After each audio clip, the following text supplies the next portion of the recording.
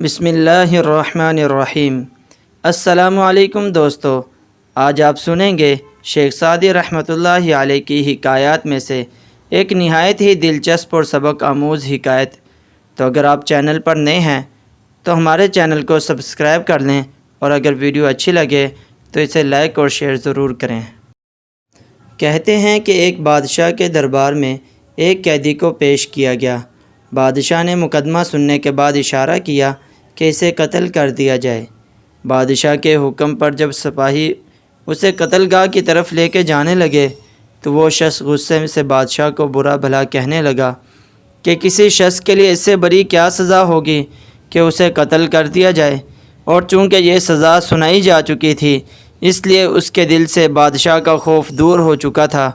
بادشاہ نے جب دیکھا کہ وہ شخص کچھ کہہ رہا ہے تو اس نے اپنے وزیر سے پوچھا یہ کیا کہہ رہا ہے۔ بادشاہ کا یہ وزیر نیک دل تھا۔ اس نے سوچا کہ اگر بادشاہ کو درست بات بتا دی تو ہو سکتا ہے کہ بادشاہ غصے سے دیوانہ ہو جائے اور اس کو قتل کروانے کے بجائے زندان میں ڈال کر اس پر ظلم و ستم ڈھانے لگے۔ تو اس نے بادشاہ کو جواب دیا کہ حضور، یہ شخص کہہ رہا ہے کہ اللہ تعالیٰ ان لوگوں کو پسند کرتا ہے جو غصے کو ضبط کرتے ہیں اور لوگوں کے ساتھ بھلائی کرتے ہیں۔ بادشاہ یہ سن کر مسکرایا اور اس نے اس شخص کو آزاد کرنے کا حکم دیا۔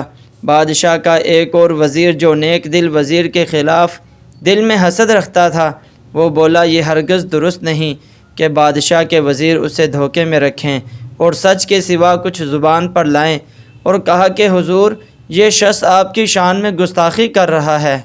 یہ بات سن کر بادشاہ نے کہا، اے وزیر، تیرے اس سچ سے جس کی بنیاد بغض اور کینے پر ہے، اس سے تیرے بھائی کی غلط بیانی بہتر ہے کہ اس سے ایک شخص کی جان بچ گئی۔ یاد رکھ کہ جس سچ سے فساد پھیلتا ہو اس سے ایسا جھوٹ بہتر ہے جس سے برائی دور ہونے کی امید ہو۔ وہ سچ جو فساد کا سبب ہو بہتر ہے کہ وہ زبان پر نہ آئے، اور ایسے سچ سے وہ جھوٹ اچھا ہے جو فساد کی آگ بجھائے۔ بادشاہ کی بات سن کر فسادی وزیر شرمندہ ہوا۔ بادشاہ نے قیدی آزاد کرنے کا فیصلہ بحال رکھا اور اپنے وزیروں کو نصیحت کی کہ بادشاہ ہمیشہ اپنے وزیروں کے مشوروں پہ عمل کرتے ہیں۔ وزیروں کا فرض ہے ایسی باتیں منہ سے نہ نکالیں جس میں بھلائی کی امید نہ ہو۔ اس نے مزید کہا کہ یہ دنیاوی زندگی بہرحال ختم ہو جائے گی، کوئی بادشاہ ہو یا فقیر، اس کا انجام موت ہے۔ اس سے کوئی فرق نہیں پڑتا کہ روح تخت پر قبض کی جائے یا فرش پر۔ شیخ سعدی رحمۃ اللہ علیہ کی اس حکایت سے بعض لوگ یہ نتیجہ اخذ کر لیتے ہیں کہ مصلحت کے لیے جھوٹ بولنا جائز ہے، لیکن یہ نتیجہ نکالنا درست نہیں۔ حکایت کی اصل روح یہ ہے کہ خلق خدا کی بھلائی کا جذبہ انسان کے اندر اعلیٰ طور پر موجود ہو، کیونکہ جھوٹ کبیرہ گناہوں میں سے ہے جس سے بچنے کا حکم دیا گیا ہے، اور جھوٹ بولنے کو رسول اکرم صلی اللہ علیہ وسلم نے منافق کی نشانی اور علامت قرار دیا ہے۔ یہی وجہ ہے کہ صحابہ کرام رضوان اللہ علیہم اجمعین نے مشکل سے مشکل وقت میں جھوٹ نہیں بولا۔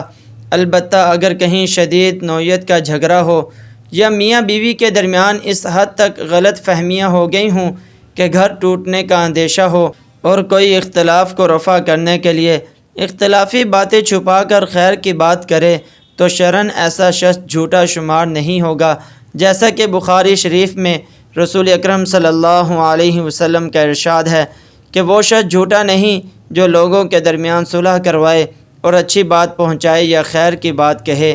شراح حدیث نے مذکورہ حدیث کی شرح میں لکھا ہے کہ اس سے مراد وہ شخص ہے جس کو مکمل معاملہ کا علم ہو اور وہ صلح کروانے کی غرض سے شر کی بات چھپا کر ہر فریق کو دوسرے فریق کی خیر کی بات ہی بتائے۔